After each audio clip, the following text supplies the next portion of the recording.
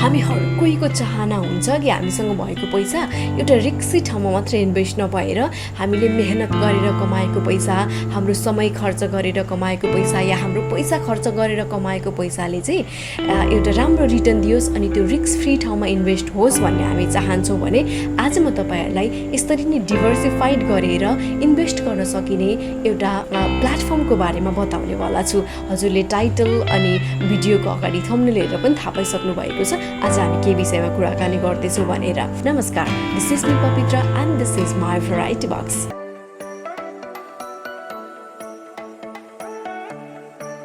र यस, आज भने हामी म्युचुअल फन्ड भनेको के हो र नेपालमा कस्ता कस्ता म्युचुअल फन्डहरू चाहिँ एकदमै पपुलर छन् र कुन म्युचुअल फन्डमा हामीले इन्भेस्टमेन्ट गरेर चाहिँ सुरक्षित प्रतिफल पाउन सक्छौँ भन्ने विषयमा कुराकानी गर्नेछौँ। हामीले सधैँ पनि मनी अर्न गर्नको लागि हाम्रो टाइमलाई इन्भेस्ट गर्छौँ, हाम्रो मेहनतलाई इन्भेस्ट गर्छौँ, हाम्रो सोचलाई इन्भेस्ट गर्छौँ, हाम्रो मानसिक क्रिएटिभिटी जुन छ त्यसलाई हामी इन्भेस्ट गर्छौँ। त्यहाँबाट डिफ्रेन्ट रिस्कहरू लिन्छौँ। कतिपय अवस्थामा तपाईँ जब होल्डर हुनुहुन्छ भने तपाईँको रिलेटिभसँग टाढा हुँदाको रिस्क, त्यो पछाडि तपाईँ बिजनेस गर्नुहुन्छ भने फाइनेन्सियल लस हुन सक्ने रिस्क, तपाईँ स्टक मार्केटमा हुनुहुन्छ भने त्यहाँबाट हुनसक्ने डिफ्रेन्ट रिस्कहरू हुन्छन्। सो धेरै प्रकारका रिस्कहरू लिएर लास्टमा हामी रिटर्न लिने गर्छौँ र त्यो रिटर्नलाई चाहिँ हामीले अर्न गरेको मनी भनेर बुझ्छौँ। र यसरी अर्न गरिएको मनीलाई फेरि हामी डिफ्रेन्ट फिल्डमा इन्भेस्ट गरेर फेरि त्यही पैसाको माध्यमबाट फेरि पनि मनी अर्न गर्न सक्छौँ। यदि तपाईँ एउटा जब होल्डर हुनुहुन्छ, बिहान 9 to 5 जब जानुहुन्छ र त्यो पछाडि जति कमाउनुहुन्छ 30,000, 40,000, 50,000 नेपालको कन्टेक्समा र त्यसले महिनाभरि खर्च चल्छ अनि तपाईँ त्यसमा सेटिस्फाई भएर बस्नुहुन्छ भने त यो तपाईँको हातमा छ। तर तपाईँले जुन अर्न गर्नुभएको मनी हुन्छ त्योबाट सर्टेन मनीलाई चाहिँ इन्भेस्ट गर्न चाहनुहुन्छ भने त्यहाँ डिफ्रेन्ट क्याटेगोरीका इन्भेस्टमेन्ट फिल्डहरू छन्। जस्तै तपाईँले कति रिस्क लिन सक्नुहुन्छ भन्ने हिसाबमा क्याटेगोराइज गर्नु सकिन्छ। जस्तै ब्याङ्कमा तपाईँले फिक्स्ड डिपोजिट राख्न सक्नुहुन्छ, त्यहाँ अलि राम्रो रेट पाइन्छ, अराउन्ड 13+ अहिलेको कन्टेक्समा हेर्ने भने 12+ र तपाईँले नर्मल सेभिङमा नै राख्नुहुन्छ निकाल्नु मिल्ने गरी भने त्यहाँ पनि हजुरले 6% एबभ इन्ट्रेस्ट रेट पाउनुहुन्छ अहिले नेपालको अवस्थालाई हेर्दा। त्यसै गरी अर्को भनेको तपाईँले सुनहरू किनेर राख्न सक्नुहुन्छ। एकदम लोवर रेट भएको बेलामा चाहिँ सुन किनेर त्यसलाई राख्ने अनि हायर रेट भएको बेलामा चाहिँ सेल गर्न सक्नुहुन्छ। र अझ तपाईँ बेसी रिस्क लिन सक्नुहुन्छ भने तपाईँले स्टक मार्केट, सेयर मार्केटमा इन्भेस्ट गर्न सक्नुहुन्छ। छोटो टाइममा राम्रो इन्भेस्टमेन्ट गर्न सकिन्छ, तर तपाईँसँग स्टडी गर्नको लागि टाइम इनफ हुन पर्यो। स्टक मार्केटका फर्मुलाहरू हजुरले राम्रोसँग जान्न पर्यो र तपाईँ रिस्क पनि लिन सक्नुहुन्छ भने तपाईँले स्टक मार्केटमा इन्भेस्ट गर्न सक्नुहुन्छ। र यी विभिन्न फिल्डहरू छ। त्यसको रियल इस्टेट पनि छ तपाईँले इन्भेस्ट गर्नको लागि। अहिलेको एकदम क्राइसिसको टाइम छ, तपाईँले रियल इस्टेटमा इन्भेस्ट गर्नुभयो भने पनि राम्रो अर्निङ गर्न सक्नुहुन्छ। र अपार्ट फ्रम दिस त्यहाँ एउटा बाटो छ जहाँ तपाईँले आफूले चाहिँ केही रिस्क नलिकन पनि मेरो पैसाले चाहिँ केही अर्न गरोस् अनि मेरो रिटायर हुँदाको टाइममा चाहिँ मलाई एउटा राम्रो फन्ड म कलेक्ट गर्नु पाऊँ भनेर सोच्नुहुन्छ भने चाहिँ त्यहाँ म्युचुअल फन्ड आउँछ। सो म्युचुअल फन्ड भनेको चाहिँ के हो भनेर तपाईँको मनमा प्रश्न आउन सक्छ। म्युचुअल फन्ड भन्नाले चाहिँ त्यहाँ दुईवटा वर्ड छन्। म्युचुअल भन्नाले चाहिँ कमन जो सबैको इन्भल्भमेन्ट हुन्छ अनि फन्ड भन्नाले त अभियसली मनी भइहाल्यो।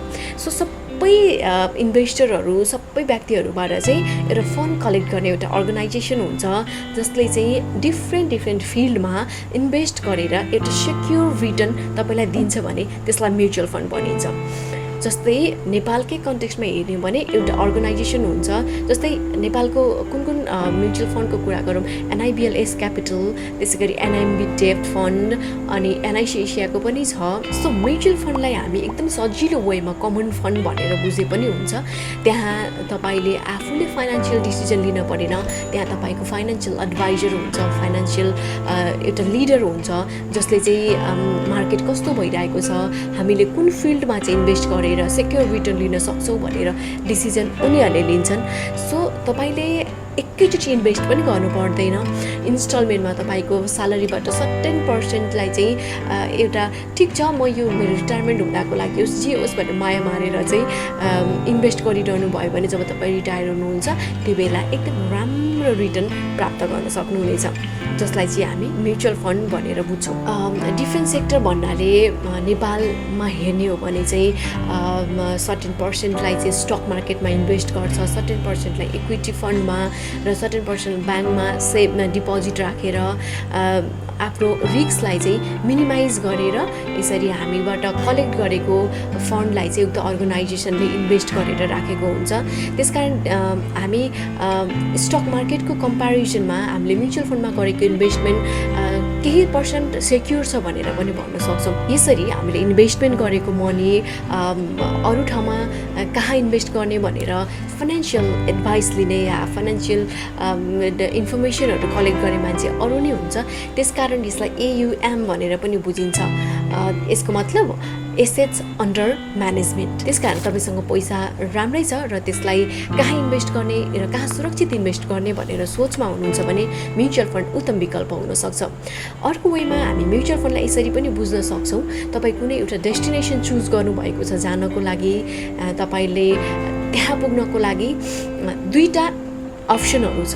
एउटा अप्सनमा चाहिँ तपाईँ आफै बाटो खोज्नुपर्नेछ, त्यहाँ बाटोमा आउने डिफिकल्टिजहरू तपाईँ आफैले फेस गर्नुपर्नेछ, त्यहाँ नदेखिने बाटो भुलिने या आफै सेल्फ ड्राइभ गर्नुपर्ने त्यस्ता जति पनि डिफिकल्टिजहरू बाटोमा आउँछन्, त्यसरी तपाईँ त्यो डेस्टिनेसनमा पुग्नुहुन्छ भने त्यो भयो स्टक मार्केट या अन्य इन्भेस्टमेन्टहरू, रियल इस्टेट भयो, गोल्ड भयो या तपाईँले राख्नुहुने ब्याङ्कको सेभिङ भयो, त्यो वेमा भयो।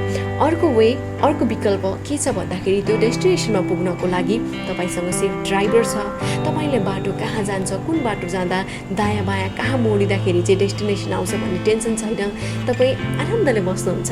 तर फाइनलमा आफ्नो डेस्टिनेसनमा पुग्नुहुन्छ भने त्यो भयो mutual fund. I hope you understand this. नेपालको कन्टेक्स्टमा हेर्ने हो भने चाहिँ म्युचुअल फन्डले विगत केही समयदेखि मात्रै एउटा साधारण उचाइ प्राप्त गरिरहेको छ। विदेशी मुलुकदेखि हेर्ने हो भने म्युचुअल फन्ड, SIP जस्ता डिफ्रेन्ट इन्भेस्टमेन्ट प्लेटफर्महरूले चाहिँ एउटा राम्रो स्कोप पाइरहेको देख्न सकिन्छ। त्यसकारण नेपालमा अहिलेको टाइममा चाहिँ कुन म्युचुअल फन्डहरू अभाइलेबल छन् र कुन म्युचुअल फन्डमा गरेको इन्भेस्टमेन्टले हामीलाई राम्रो रिटर्न दिन्छ र म्युचुअल फन्डमा एडभान्टेज डिसएडभान्टेजहरू के छन् र यस्ता म्युचुअल फन्डसँग रिलेटेड धेरै भिडियोहरू हामी आगामी दिनमा बनाउने योजना गरिरहेका छौँ। र म्युचुअल फन्डसँग रिलेटेड कस्ता क्वेसन्सहरू तपाईँको मनमा आउँछन् र कस्ता भिडियोहरू आइदिउन् भन्ने चाहनुहुन्छ, आज भने चाहिँ हामीले एउटा छोटो म्युचुअल फन्ड भनेको के हो भन्ने विषयमा मात्र एउटा सानो भिडियो बनाएका थियौँ र आगामी दिनहरूमा म्युचुअल फन्डसँग रिलेटेड सिरिजहरू नै लिएर हामी आउनेछौँ। सो आई होप तपाईँले म्युचुअल फन्ड भनेको के हो मात्र बुझ्नुभयो आज। सो आगामी भिडियोमा म म्युचुअल फन्डसँग रिलेटेड अन्य भिडियोहरू पनि लिएर उपस्थित हुनेछु। सो आजको लागि बस म्युचुअल फन्ड भनेको के हो भन्ने टपिकलाई म यही क्लोज गर्न चाहन्छु। So this is me Pavitra, it's time for signing up. Bye bye. I hope you like this video. मन पऱ्यो भने भिडियो लाइक गर्नु होला र च्यानललाई सब्सक्राइब गर्न नबिर्सनु होला। आगामी दिनहरूमा हामी म्युचुअल फन्डसँग रिलेटेड अन्य यस्तै डिफ्रेन्ट टपिकहरू र SIP कसरी रजिस्ट्रेसन गर्नुहुन्छ, कुन SIP हजुरको लागि उत्तम विकल्प हुनसक्छ र यस्ता डिफ्रेन्ट अनि धेरै भिडियोहरू चाहिँ म्युचुअल फन्डसँग रिलेटेड लिएर आउनेछौँ। Stay tuned.